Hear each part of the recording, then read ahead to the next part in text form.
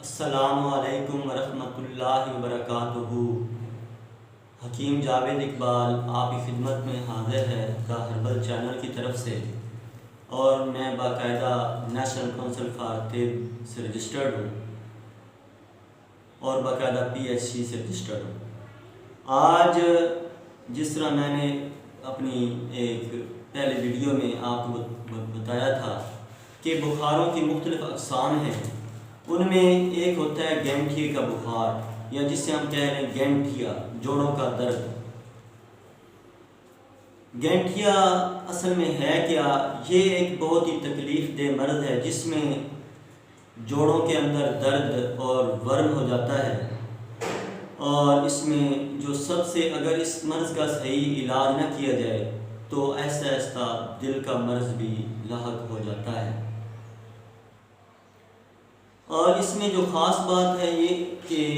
جو گھریلو خواتین ہیں بنسبت مردوں کے، وہ اس میں زیادہ ملوث ہوتی ہیں، زیادہ مبتلا ہو جاتی ہیں۔ گھریلو خواتین کیوں اس میں زیادہ مبتلا ہوتی ہیں، یہ میں آج اپنی بہنوں کو اس لیے بتا رہا ہوں کہ اس میں ایک تو بد پرہیزی بہت زیادہ کرتی ہیں، ہر ٹائم کھانے پینے میں لگے رہنا، یا باتی چیزوں کا زیادہ استعمال، یا مرغن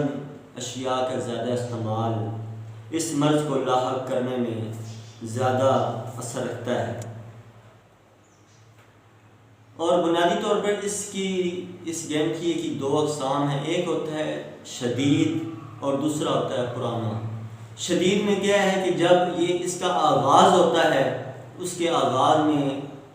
اس مریض کو تیز بخار چڑھتا ہے، تیز بخار میں جوڑوں میں درد ہونا شروع ہو جاتا ہے۔ اور جو پرانا گینٹھیا ہے، پرانے گینٹھیے میں آہستہ آہستہ جوڑ متورم ہو کر سوج جاتے ہیں، اور ایسے جیسے ایک گلٹی بنی ہوئی ہے یا ایک نارمل جسم کی کیفیت سے ہٹ کے وہ زیادہ بڑھ گیا ہے، جس میں خاص طور پہ گھٹنے ہو گئے، ٹخنے ہو گئے، یا ہاتھوں کی انگلیاں ہو گئیں، ان میں یہ ایک گانٹھیں سی بن جاتی ہیں، کیونکہ اندر رطوبت رک چکی ہوتی ہے۔ رطوبت کے پراپر اخراج نہ ہونے کی وجہ سے وہ جوڑ ایسا ایسا سوجنا شروع ہو جاتے ہیں۔ آپ کو پہلے بتایا ہے کہ اس میں اسباب میں جو خواتین جو کیوں ملوث ہوتی ہیں کہ زیادہ مرغن یا بادی چیزوں کا زیادہ استعمال، اور اس میں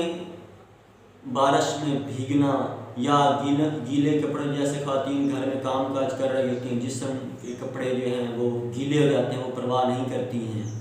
تو اس وجہ سے بھی یہ مرض لاحق ہو سکتی ہے، کیونکہ جسم میں گرم اور سرد جب ہوتا ہے تو اس میں یہ مرض کے لاحق ہونے کا زیادہ خطرہ ہوتا ہے۔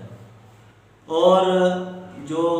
ایک اہم بات اپنی خواتین بہنوں کے لیے کہ اس میں اگر پراپر طریقے سے اگر اس کو ماہانہ حیض، تمس، یا جسے ہم مینسز کہتے ہیں، اگر وہ پراپر طور پر خارج نہ ہو یا وہ بند ہو جائیں یا رک رک کر آنے شروع ہو جائیں، تو اس گندے مواد کے اندر رکنے کی وجہ سے بھی یہ جوڑوں کا جو مرض ہے یہ لاحق ہو سکتا ہے۔ اور اس میں جو کئی حضرات اور ملوث ہوتے ہیں، اس میں اسباب میں کئی زہریلے زخم ہوتے ہیں، زخموں کا باقاعدہ جب علاج نہ کیا جائے تو وہ بھی اس مرض میں مرد کو یا خاتون کو ملوث کر سکتے ہیں۔ اس میں آپ کو آج ایک بہترین چیز آپ میں بتانے لگا ہوں کہ اگر آپ گھر پر اس کو بنا سکتے ہیں تو اس میں آپ نے سونف لینے ہیں، جس کو ہم عربی میں بادیان بھی کہتے ہیں۔ سونف آپ نے 1 چمچ یا 2 چمچ لے کر آپ نے اس کو توے کے اوپر بریاں کرنا ہے۔ بریاں کرنے کا مطلب یہ ہے کہ آپ نے اس کو آہستہ آہستہ ہلکی ہیٹ کے اوپر، ہلکی آگ کے اوپر اس کو آپ نے بھوننا ہے، یعنی جب وہ ہلکے براؤن ہو جائیں تو آپ نے اس کو فوراً اتار لینا ہے، اور اتار کے نیم گرم ہی آپ نے اس کو چبا چبا کے کھا لینا ہے، اور اوپر سے آپ نے نیم گرم دودھ کا 1 کپ یا 2 کپ آپ نے پی لینے ہیں۔ اس کے بعد آپ نے کیا کرنا ہے کہ فوراً ہی اپنا ایک بستر لگا ہوا ہو آپ نے چادر یا کمبل موسم کے حساب سے یا رضائی آپ نے اوپر اوڑھ کے وہ لیٹ جانا ہے۔ ٹھیک 10-15 منٹ کے بعد آپ کو پسینہ آئے گا، اور پسینہ بھی ایسا آئے گا کہ انشاءاللہ آپ کا جسم جو ہے وہ کھل جائے گا۔ اس میں جو جوڑوں کے اوپر جو ورم اور سوزش ہوئی ہے تو وہ انشاءاللہ اس میں جو گندے مواد وہ پسینے کے راہ خارج ہوں گے، تو انشاءاللہ اللہ کریم اس میں آپ کو صحت و تندرستی دے گا۔ اس میں ایک اور چیز میں آپ کی خدمت میں حاضر کرنا چاہتا ہوں کہ کوار گندل تقریباً عام لوگ اس کو جانتے ہیں اور گھروں میں نمائش کے لیے بھی اس پودے کو لگایا ہوا ہوتا ہے۔ اگر آپ کوار گندل کا ایک پاؤ گودا نکال لیں، اوپر والا چھلکا اتار کے اندر سے اس کا گودا لینا ہے، اس گودے کو آپ نے دیسی گھی کے اندر براؤن کرنا ہے۔ براؤن کرنے کے بعد آپ نے سوجی اس کے برابر وزن یا اس سے کم مقدار میں لے کے آپ نے اس کو بھی براؤن کر کے حسب ذائقہ چینی ملا کے آپ نے وہ حلوہ تیار کر لینا ہے۔ وہ تقریباً آپ نے 2 چمچ یا 3 چمچ صبح اور شام آپ نے کھا لینا ہے، لیکن ایک بات یاد رکھنی ہے کہ آپ نے اوپر سے پھر پانی نہیں پینا۔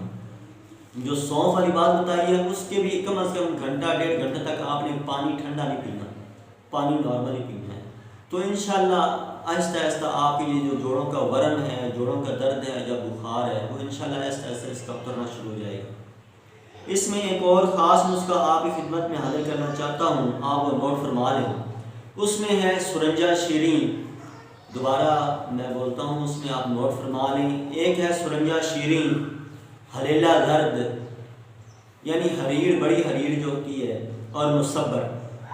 یہ 3 ہی اجزاء ہیں۔ آپ نے ان تینوں اجزاء کا جتنی آپ مقدار بنانا چاہتے ہیں یہ آپ نے ہم وزن لینا ہے، چاہے 10-10 گرام لے لیں، چاہے 2-2 تولہ لے لیں۔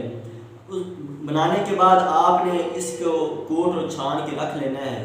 اور ایک بات خیال رکھنی ہے کہ جو حریر ہے، حریر کے اندر کی گٹھلی جو ہے وہ آپ نے نکال دینی ہے، اوپر والا چھلکا لینا ہے۔ اب اس کو کوٹ کے آپ نے تقریباً 2 سے 3 ماشا جو مقدار ہے وہ آپ نے صبح اور شام نیم گرم دودھ کے ساتھ یا سونف کے کہوے کے ساتھ آپ نے پینا ہے، تو انشاءاللہ اللہ تعالیٰ آپ کو صحت و تندرستی دے گا۔ اس میں ایک اور چیز آپ کی خدمت میں حاضر کرنا چاہتا ہوں کہ اگر آپ آگ کے پتوں کا رس لے لیں، فرض کریں آگ کے پتوں کا رس آپ نے 1 شٹانک نکالا ہے یا آدھ پاؤ نکالا ہے، آدھ پاؤ ہی تیل آپ نے لینا ہے سرسوں کا۔ ان دونوں اجزاء کو آپ نے آگ کے اوپر رکھ کے اس پانی کو خشک کرنا ہے اور تیل کو اپنے پاس محفوظ کرنا ہے۔ جو ہی وہ تیل آپ نیچے اتارنا ہے آپ نے آگ سے، تو کافور، ایک ہوتا ہے کافور ٹکی والا، ایک ہوتا ہے کھلا کافور جسے بھیم سینی بھی کہتے ہیں، وہ کافور آپ نے آدھا تولہ لے کے اس میں آپ نے ملا کے اچھی طرح حل کر کے رکھ لینا ہے، اور وہ صبح اور شام جوڑوں کے اوپر مالش کرنی ہے۔ تو انشاءاللہ رب کریم آپ کو صحت و تندرستی دے گا۔ السلام علیکم ورحمۃ اللہ۔